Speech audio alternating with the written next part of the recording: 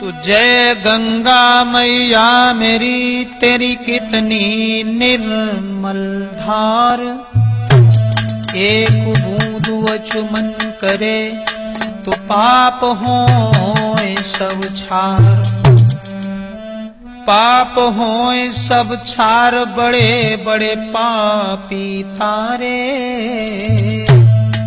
और देव ऋषि प्रतिदिन करें गुणगान तुम्हारे। कहें ब्रजेश कुमार, करो मेरो मन चंगा। कृपा की थोड़ी दृष्टि करो मां मेरी गंगा। आदरणीय समस्त श्रोता बंधु, इस तरह से गंगा का विवाह हुआ था। तो ये कहानी जो महाभारत से हमने ली है कि गंगा की शादी किस तरह से हुई थी, अति संक्षेप में हम आपको बता दें कि गंगा कौन थी। जब भगवान विष्णु बल के दरवाजे पे जाते हैं, 3 कदम में तीनों लोगों को जब इन्होंने नापा, 1 कदम इनका स्वर्ग में पहुंचा। ब्रह्मा जी ने पैर के अंगूठा को धोकर के कमंडल में कर लिया, जिससे वो गंगा जी बनी। बाद में गंगा जी का विवाह किस तरह से हुआ था, तो आइए गंगा की शादी कब हुई, कैसे हुई, किसके साथ हुई, तो गौर करते हैं। महाभारत में जो ये प्रमाण हमें मिला, एक प्रतीक नाम के राजा हुए। ये भी संतानहीन थे। कि प्रतीक नाम के राजा थे और ना घर में कोई संतान भई। आंगन की छवि अधूरी थी, महारानी भी हैरान भई।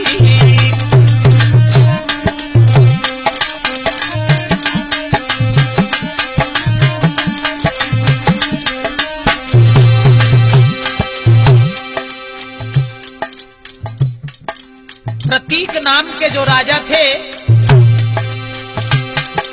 प्रतीक नाम के राजा थे, ना घर में कोई संतान भई। आंगन की छवि अधूरी थी, महारानी भी हैरान भई।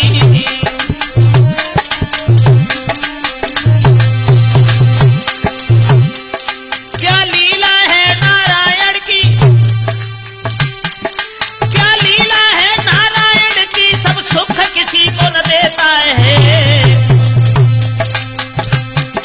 कई बाप दुखी है बेटा से, कई दुखी बाप से बेटा है।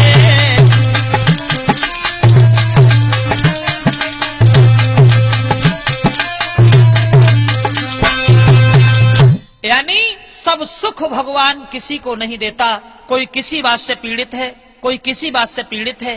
प्रतीक नाम के जो राजा थे, राजा और रानी दोनों बड़े व्याकुल थे, क्योंकि इनके कोई संतान पैदा नहीं हुई। साथ साथ हम आपको एक बात और बता देना चाहते हैं कि संसार में सर्व सुख किसी को भी नहीं है। कोई किसी बात से दुखी है, कोई किसी बात से दुखी है। एक दिन मेरे दिमाग में आया, मैंने सोचा कि आज के संसार में, हर आज के संसार में और कोई न सुखी है। अरे किसी न किसी बात से हर कोई दुखी है, किसी न किसी बात से हर कोई दुखी है।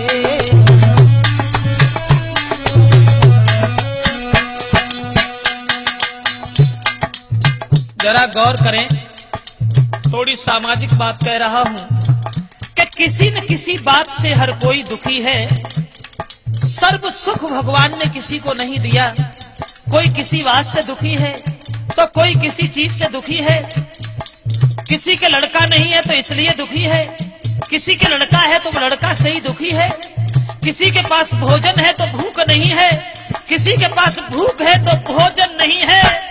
कैसी है लीला भगवान की।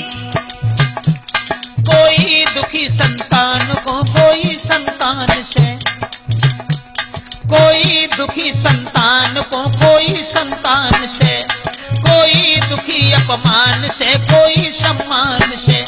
सब दुख सहन होते बड़ा दुख शरीर का और भोगता है बिगाड़ी फल अपनी तकदीर का।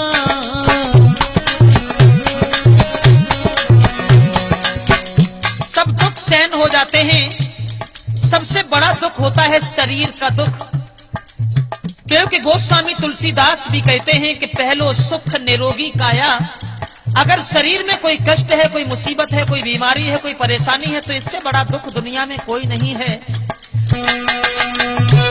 हर अपनी अपनी किस्मत है जो हर ने लिखी है, मगर किसी न किसी बात से हर कोई दुखी है, किसी न किसी बात से हर कोई दुखी है।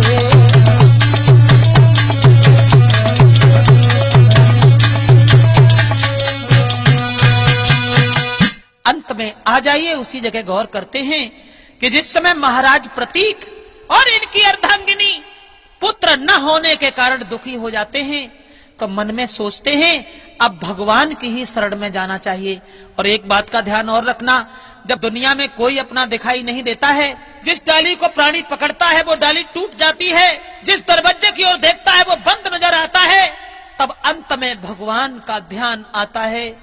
तो दुखी होने के बाद भगवान की तपस्या की इन्होंने, और वो भी तपस्या किनकी की? गंगा जी की। गंगा जी की कीनो गंगा जी को ध्यान, हरे दोनों ने रटने लगा।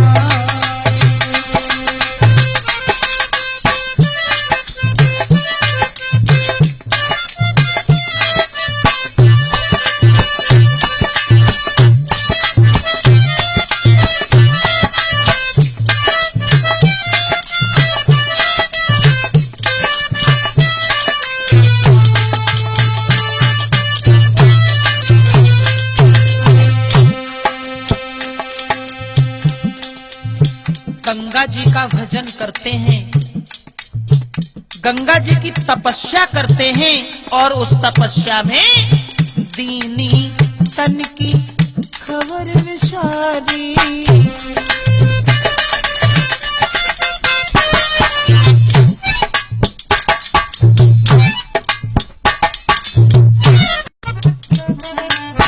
दीनी तन की याद विसारी,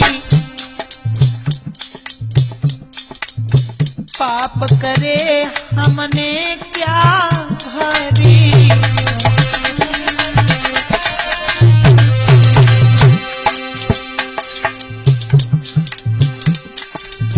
किन से मन की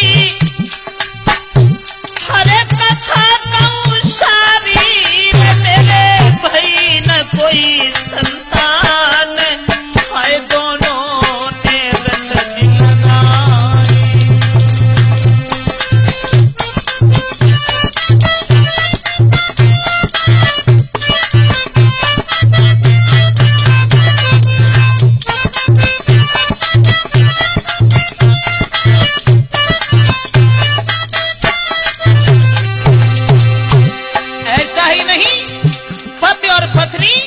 गंगा जी की सेवा में, गंगा जी की तपस्या में,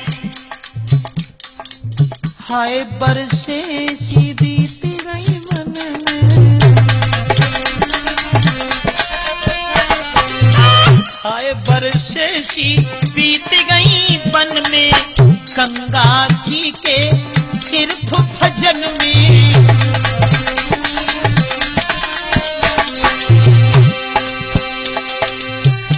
बिन आवे चैन मोए मन में, गंगा जी वरदान, हमारे दोनों ने रटने लगा।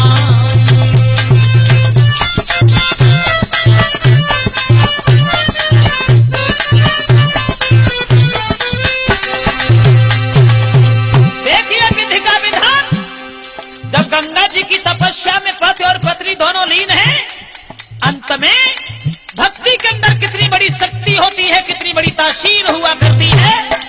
अंत में प्रकट भई गंगा महारानी,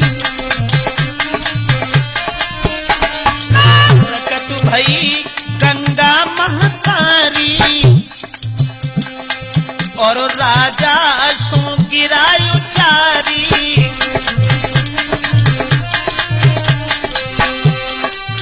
मांग ले वो कछु हे तपधारी, हर कीने गंगा जी ने ध्यान, उन दोनों ने रतन लगाए।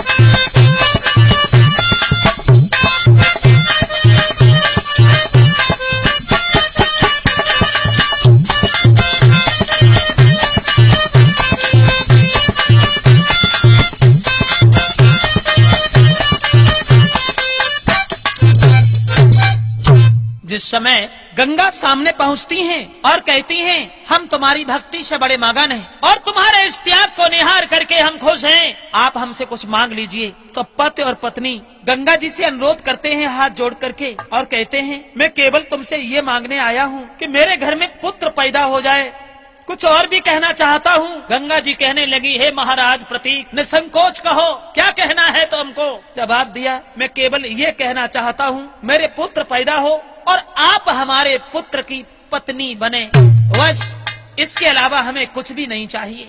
गंगा जी कहने लगी ठीक है, अगर तुमने ये कहा कि हम तुम्हारे पुत्र की पत्नी बने, ठीक है कोई बात नहीं है, जाओ तुम्हारे मन की मुराद अवश्य पूर्ण होगी, मैं तुम्हारे पुत्र की पत्नी अवश्य बनूंगी। ये बात कहने के बाद गंगा जी चली गई और जब गंगा जी चली गई लौट करके पति पत्नी घर चले आए। देखिए गंगा जी का दिया हुआ वरदान।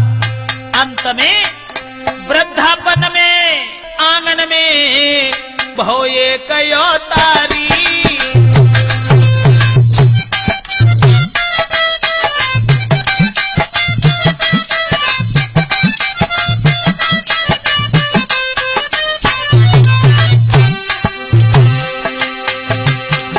और वृद्धापन में आंगन में भयो कयो तारी, और शांतनु रख दो नाम रे तब मगन भये नर नारी। बुढ़ापे में वृद्धापन में एक पुत्र पैदा हुआ जिसका नाम पड़ा शांतनु।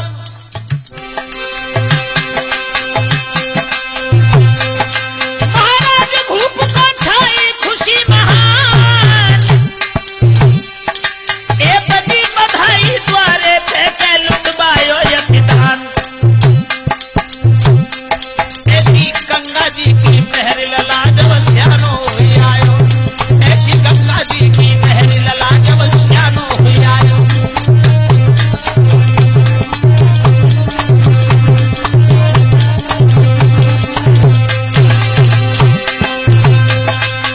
श्यानो हुई आयो रे कुमार, जब श्यानो हुई आयो रे कुमार, जब श्यानो हुई आयो। ऐसी गंगा जी की महर कुमार जब श्यानो हुई आयो। महाराज प्रतीक जो शांतनु के पिता थे, इन्होंने एक दिन शीशा में अपने चेहरा को देखा तो सर पे कुछ बाल सफेद निहार करके, मान लीजिए बालों ने उनसे एक संकेत, एक इशारा किया कि बालों ने कहा इशारे में कि अब बाल भाव न धरो राज।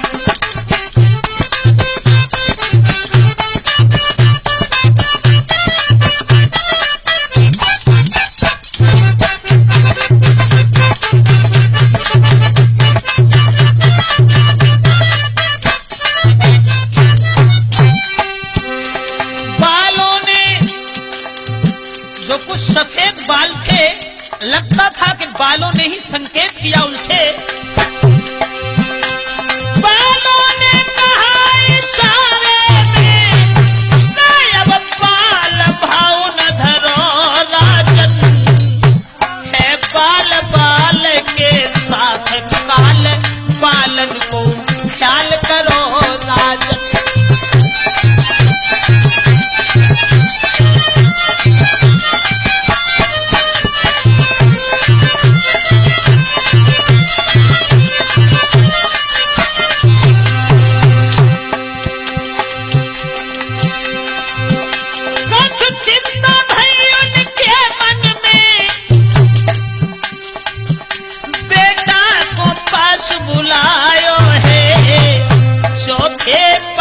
है तन के ऊपर, इस समय बुढ़ापो आयो है।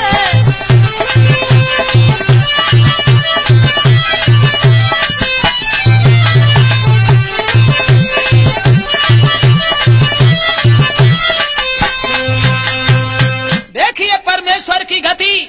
जिस समय शांतनु के पिता प्रतीक देखते हैं कि हमारे ऊपर चौथापन है, हमारे ऊपर वृद्धावस्था है और बुढ़ापे में भगवान का भजन करना ही अति आवश्यक हुआ करता है, तो संसार की मोह माया को छोड़ करके और हमें परमेश्वर का ध्यान करना चाहिए, परमेश्वर का भजन करना चाहिए। क्योंकि सब धोखा दे जाएं, मगर प्रकृति की बनाई हुई दो चीजें ऐसी हैं जो कभी किसी को धोखा नहीं देती हैं, एक मौत और एक बुढ़ापा। एक मौत और एक बुढ़ापा, ये दो चीजें कभी किसी को धोखा नहीं देती हैं। तुम दोनों को भूल जाओ, लेकिन इन दोनों को मालूम है कि तुम कहां हो, कौन से गांव में हो, कौन से मोहल्ला में हो, कौन से शहर में हो, ये जानते हैं और बिना बुलाए आ जाते हैं। एक मौत, एक बुढ़ापा। तो जब बुढ़ापा देखा, शांतनु से प्रतीक ने कहा, बेटा अब हमारे ऊपर वृद्धावस्था है, हम तो भजन करेंगे और ये राज्य तुम संभालो, लेकिन एक बात का ध्यान रखना। क्या?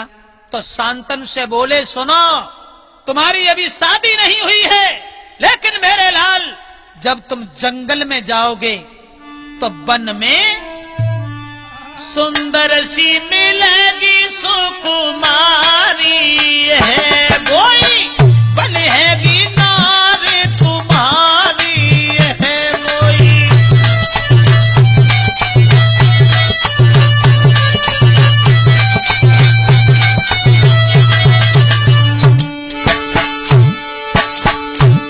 सुंदर सी मिलेगी सुकुमारी है। प्रतीक बताने लगे हैं, सुनो मेरे लाल, ये शासन हम तुम्हें देकर के जा तो रहे हैं, लेकिन तुम्हारी शादी जिस समय होगी वो वन के बीच में तुम्हें एक बहुत सुंदर सी राजकुमारी प्राप्त होगी, जिससे तुम्हारा विवाह होगा। बोले, सुंदर सी मिलेगी सुकुमारी है रे, बोई बनेगी नारी तुम्हारी है। खुश रखियो यति भारी है, ये अंतिम बात हमारी है रे।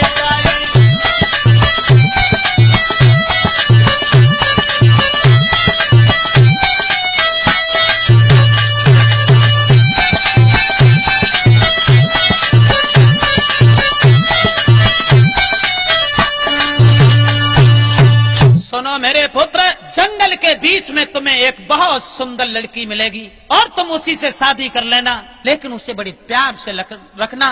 कभी ऐसी बात न हो जाए जो वो लड़की तुमसे कहीं रुष्ट न हो जाए। और मेरा ये अंतिम शब्द है, अब हम यहाँ से जा रहे हैं और वन में भजन करेंगे भगवान का। अपने पुत्र को समझाने के बाद में, इतनी कह के पुत्र से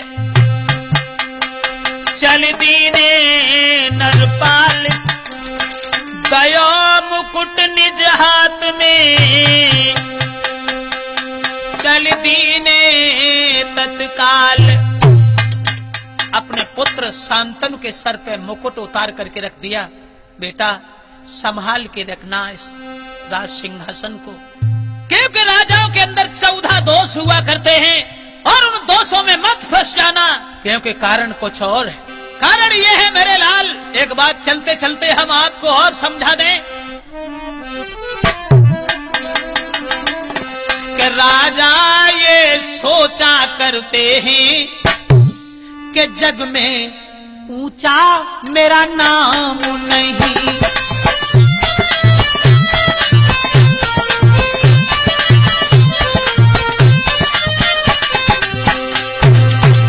शांतनु को समझाते हैं कि तुम शासन करो, और महाराज ने तुरंत ही अपने पुत्र को राज सिंहासन पे बैठाला, राज मुकुट लेकर के सर पे बांध दिया और अंत में वो अपने साथियों को छोड़ करके, घर परिवार को छोड़ करके भजन करने के लिए घर से निकल गए। आइए अब आगे बढ़ते हैं कि जब शांतनु राजा बन गए वहां के, तो फिर क्या हुआ।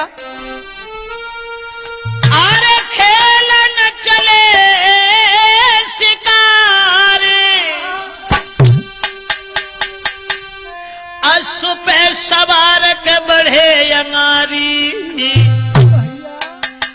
देखी वृक्षन के बीच में एक सुंदर राज दुलारी। बड़ी दूर से देखा पिताजी जो कह रहे थे कि यही तो लड़की नहीं है। घोड़ा पे सवार शिकार खेलते हुए आगे बढ़े, लेकिन दूर से देखा कि वृक्षों में एक बहुत सुंदर लड़की, बहुत सुंदर।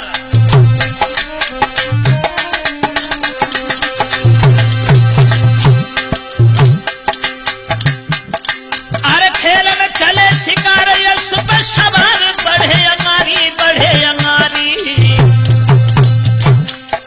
देखी वृक्षन के बीच में एक सुंदर सी सुकुमारी, और बको सुंदर बदन विशेष खुले हैं खेस चंद्र युजियन।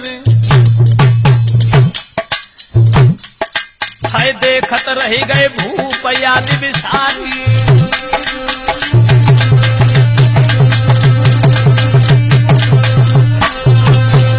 जब महाराज शांतनु ने दूर से देखा वो लड़की जो वृक्षों की लता में छुपी हुई बैठी है, जिसका चेहरा चंद्रमा की तरह से दिखाई पड़ रहा है, दूर खड़े हो गए। और दूर से उस लड़की को जिस समय देखा तो अपने पिता के वचनों का ध्यान आया। मेरे पिताजी ने ये कहा था कि वन में तुम्हें एक सुंदर सी लड़की मिलेगी और उसके साथ तुम विवाह कर लेना। तो दूर से देखा तो देखते ही रह गए। वो लड़की, और लड़की क्या थी? जा फूलन की रे फूलबारी है, वो शोभा तेरी सुकुमारी है जो।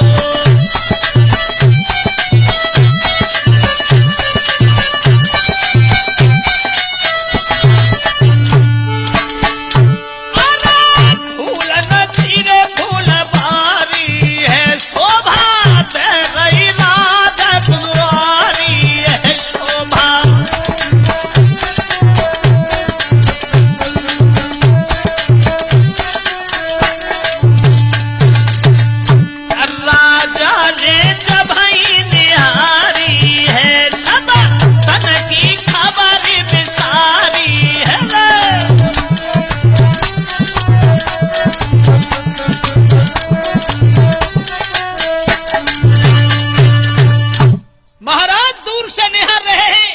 वो सुंदर राज दुलारी जहां फुलबारी के बीच में बैठी हुई नजर आई।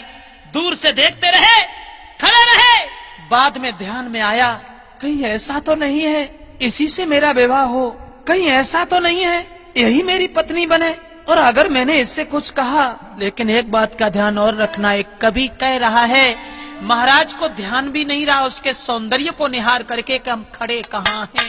जिस समय देखती हैं गंगा जी समझ गईं, जो झाड़ियों में छुपी ही बैठी थीं, और उन्होंने इशारा करने के बाद जहाँ महाराज बिल्कुल भूले से खड़े हुए थे, उन्हें अपने करीब बुलाया और कहा इधर आ जाइए। मैंने क्या कहा, आप उधर क्यों खड़े हैं, इधर आओ, मेरी बात सुन लीजिए। कि वो समझी गई अपने मन में,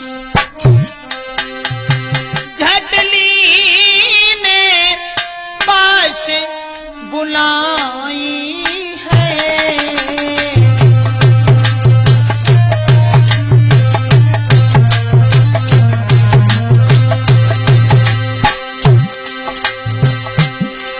वो समझ गई अपने मन में जी, वो समझ गई अपने मन में, झटली ने पास बुलाई है।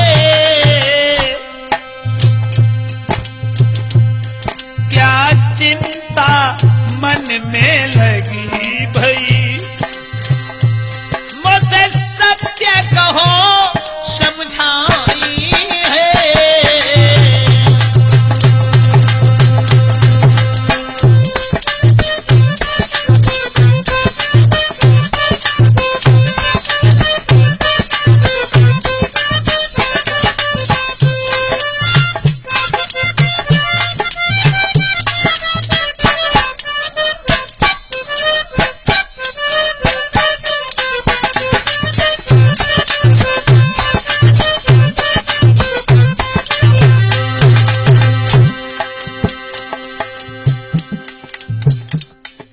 महाराज को अपने करीब बुलाया और जवाब दिया, आप यहां बैठे, कहिए। घोड़ा से उतर के नीचे आओ ना, आप यहां बैठे, आप बताइए आप कैसे भूले से खड़े के खड़े रह गए? बोलो ना, कुछ तो बोलो। बोले महाराज भुलाने से जी, बोले महाराज भुलाने से, क्या कहूं आज अपने मन की, तब शादी मेरे संग करो, हाँ शादी मेरे संग करो, शोभा कीजिए उसी आंगन की।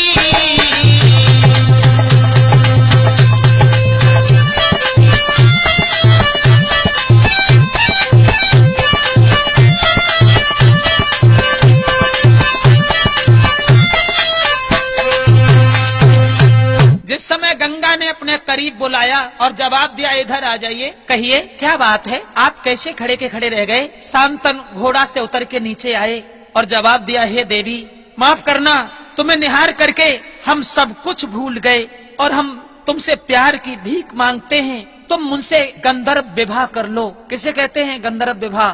गंधर्व विवाह कहते हैं जिसे आजकल कहते हैं लव मैरिज। जवाब दिया, तुम मुझसे गंधर्व विवाह कर लो और मैं तुम्हारे बिना जी नहीं पाऊंगा, मैं तुमसे शादी करना चाहता हूँ, माफ कीजिए। बोले हैं महाराज प्रतीक के पुत्र शांतनु कि मेरे संग में मेरे घर में तुम रहो, ये सीख हमारी है।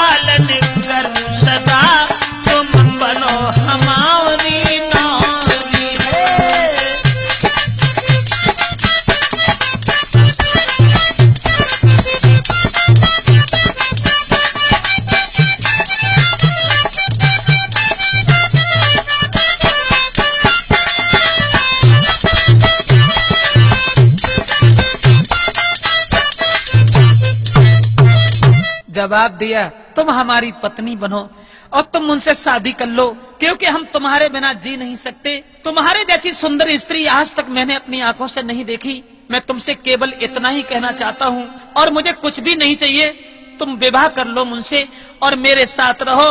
और बोले कि तुम रहो हमारे साथ, संग में रहूं तेरे। बोले तुम रहो हमारे साथ, संग में रहूं तेरे, और न कोई आवे मन में कभी मेरे।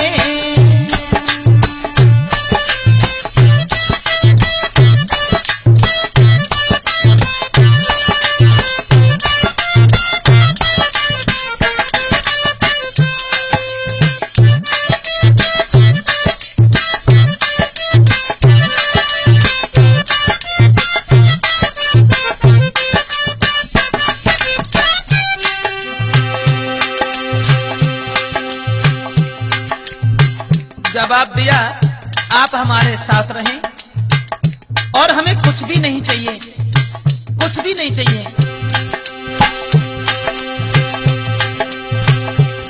तुम बनो हमारी नारी तो इतनी भिक्षागारी।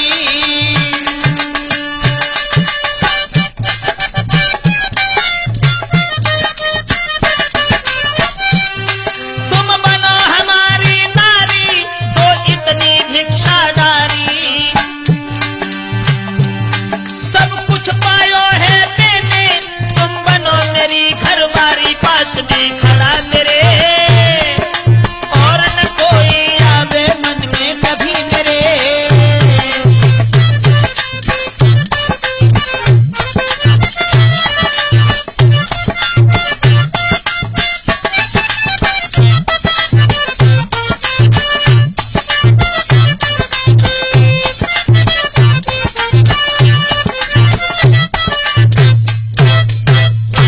जवाब दिया तुम मुझसे शादी कर लो, मैं तुम्हारे बिना जी नहीं पाऊंगा, मैं तुम्हारे बिना रह नहीं पाऊंगा और हमें कुछ भी नहीं चाहिए, केवल आप हमसे विवाह कर लीजिए और आपकी जो इच्छा होगी हम उसकी पूर्ति करेंगे और जीवन भर पत्नी व्रत धारण करेंगे, आप मुझसे विवाह कर लीजिए।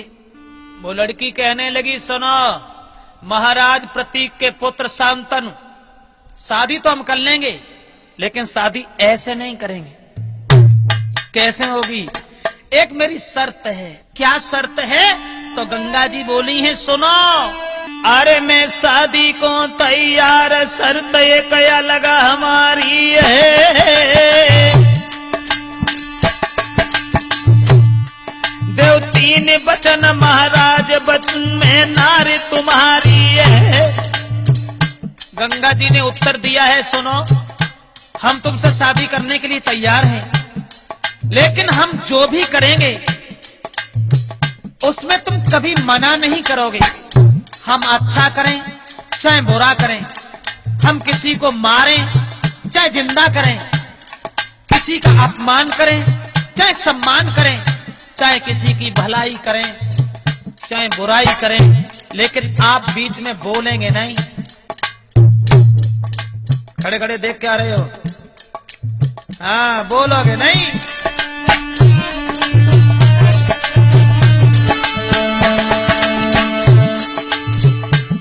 हम शादी को तैयार, शर्त एक अलग हमारी है, जो तीन वचन महाराज बनूं मैं नारी तुम्हारी है, करूंगी जो भी मैं घर में, और अच्छो बुरो जो करे कहोगे नाय कछुआनन में।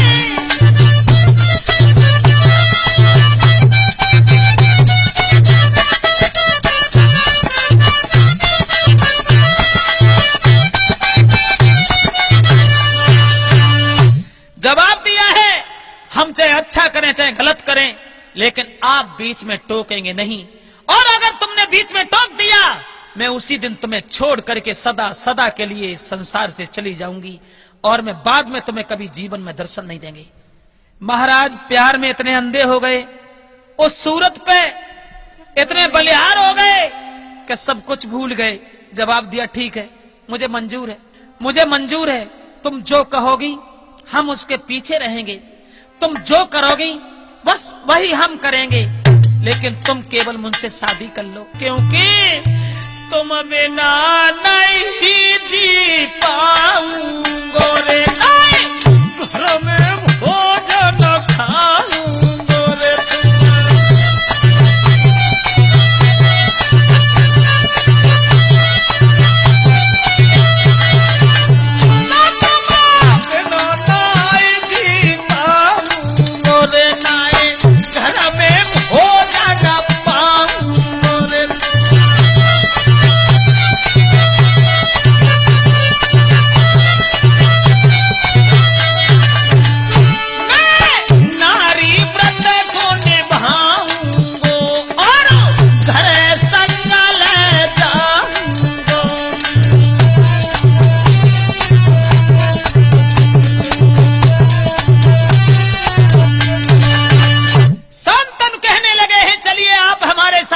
जो तुम करोगी हम उसमें कभी बीच में दखल नहीं डालेंगे, जो तुम करोगी बस वो ही हमें मंजूर होगा, लेकिन तुम मुझसे शादी कर लो, मैं तुम्हारे बिना जी नहीं पाएंगे, तुम्हारे बिना हम रह नहीं पाएंगे, आप मेरे साथ चलो। हुआ ऐसा, वन में शांतनु के साथ में गंगा जी का गंधर्व विवाह हुआ। गंधर्व विवाह का मतलब होता है प्यार में शादी, लव मैरिज। हुआ ऐसा, बाद में बोले हैं शांतनु चलो हमारे साथ में, अरे हर बात हमें मंजूर है, तुमसे दूरी रहो ना जाई, और जो कछ तुम कुछ कहो रे के वो ही संग समाई। आप जो कुछ कहेंगी उसी में हम साथ देंगे आपका। और बोले हैं शांतनु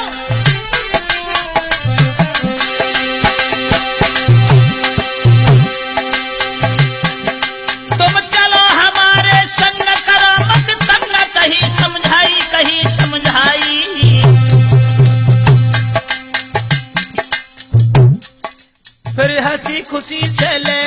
संग बुलाए।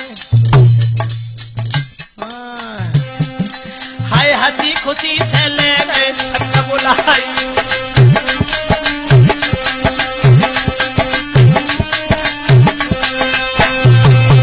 देखिए परमेश्वर की गति, जो ब्रह्मा जी का दिया हुआ श्राप था शांतनु को, वो गंगा जी को अपने साथ बुला करके घर पे लाए हैं और गंगा जी के साथ रहने लगे हैं। विवाह हुआ और गंधर्व जब विवाह हुआ और फिर साथ रहने लगे, धीरे धीरे समय गुजरता चला गया और 1-2 दिन नहीं बरसें बीत गई, लेकिन गंगा जी के प्यार में इतने अंधे हो गए।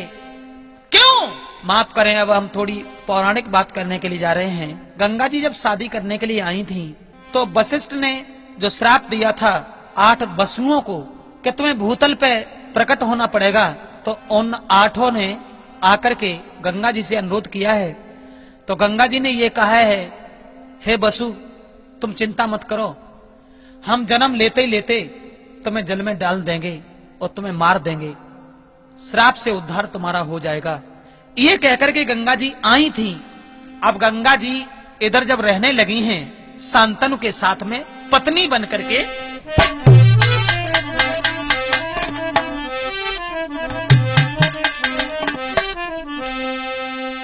अरे कर गंगा से प्यार रे आंगन में समय बितायो,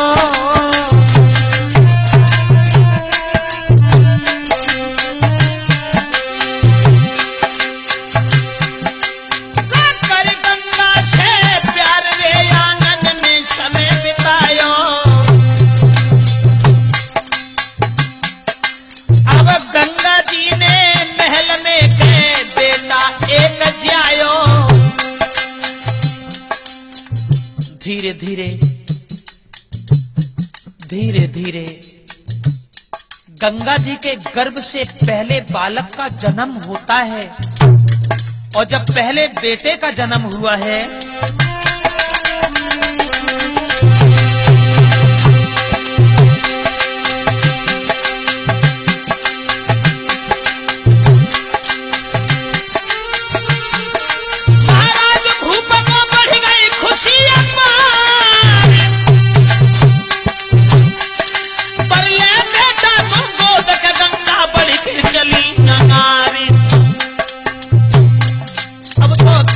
पीछे चले महाराज के सुनो अंगारी है, अब तो पीछे पीछे चले महाराज सुनो अंगारी है।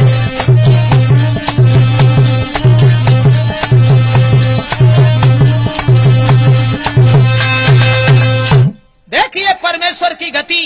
गंगा जिस समय रहने लगी है वहां शांतनु के पास में, फिर गंगा जी के गर्भ से एक पुत्र का जन्म होता है और जब पुत्र का जन्म हुआ तो महाराज शांतनु बड़े खुश हुए।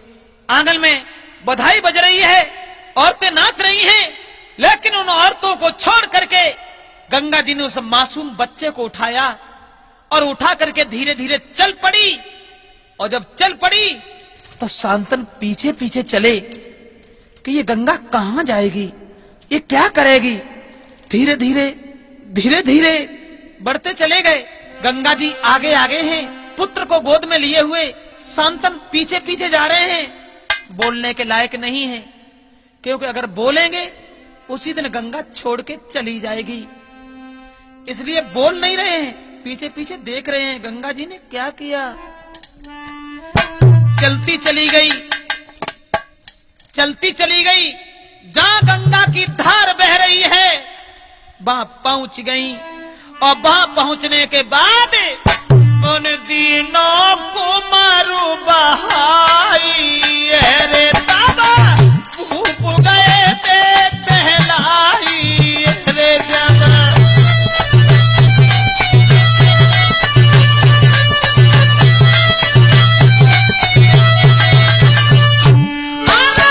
दिनों को मारू बहाई है।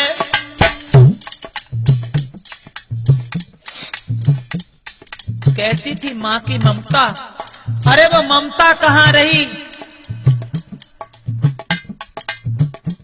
जिस माँ ने बच्चे को जन्म दिया वही माँ नहीं नागिन बन गई। अपने बच्चे को जल की धार में बहा दिया। पानी जल में गाओ बहाई है, देखी धूप गए रे हराई है, देखी।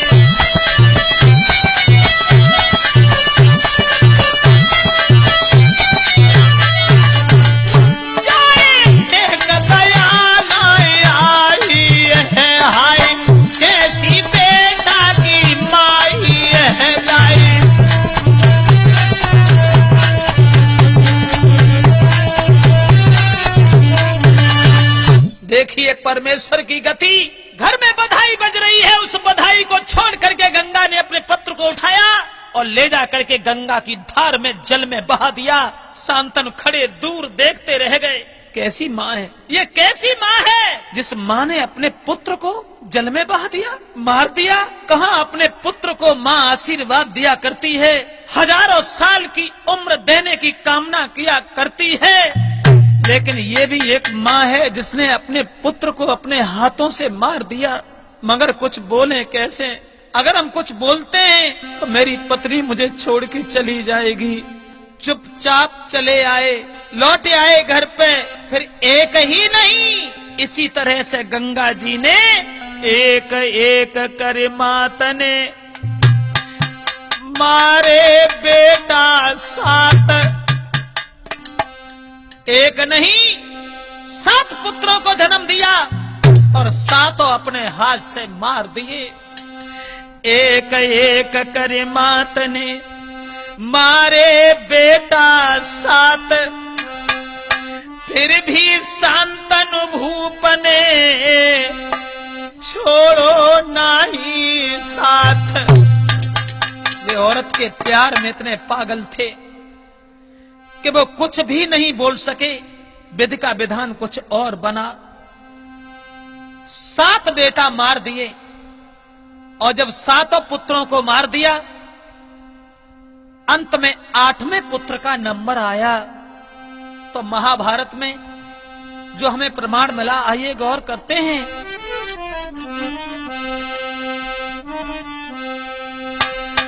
अरे भव 8वां बेटा रे महाराज मगन दिल भारी।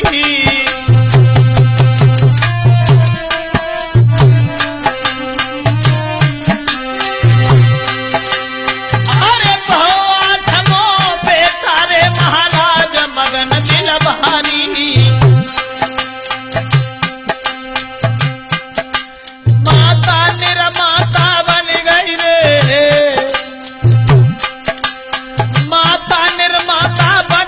रे, गोद लयो यो तारी।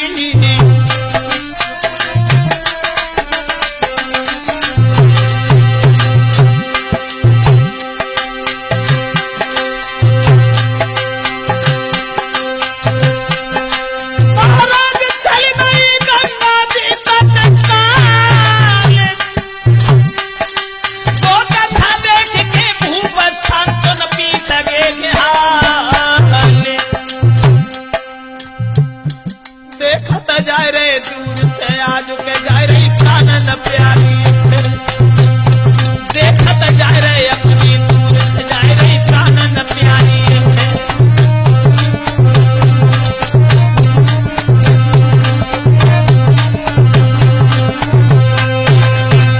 देखिए परमेश्वर की गति। 8वां पुत्र जिस समय पैदा हुआ है, बुद्धव नाम का बसु जब 8वें पुत्र के रूप में आता है, गंगा ने उस पुत्र को भी उठाया। जो 7 पुत्र बहा दिए थे उसी तरह से लेकर के चल पड़ी। शांतनु पीछे पीछे चले, कुछ नहीं बोले, रोते हुए जा रहे हैं। औरत के प्यार में इतने अंधे थे जो कुछ बोल नहीं सके। लेकिन गंगा जी ने जिस समय उस पुत्र को जल में डुबोना चाहा, शांतनु कहने लगे ठहरो। अरे कैसी है तू माँ? माँ अपनी संतान के पीछे सर्वस्व न्यौछावर कर देती है। माँ अपने पुत्र के पीछे जान तक देने के लिए तैयार हो जाती है। मगर कैसी है तू माँ जो एक माँ होने के बाद भी अपने पुत्र की जान ले लेती है? क्योंकि मैं तुम्हारे वचनों से घिरा हुआ हूँ, इसलिए बोल नहीं पाता हूँ। 7 पुत्र तुमने अपने मार दिए, केवल मुझे एक सवाल का उत्तर दे दो गंगा। केवल एक सवाल का उत्तर दे दो, तू कैसी निर्दयी मात, और तेरे दया न दिल में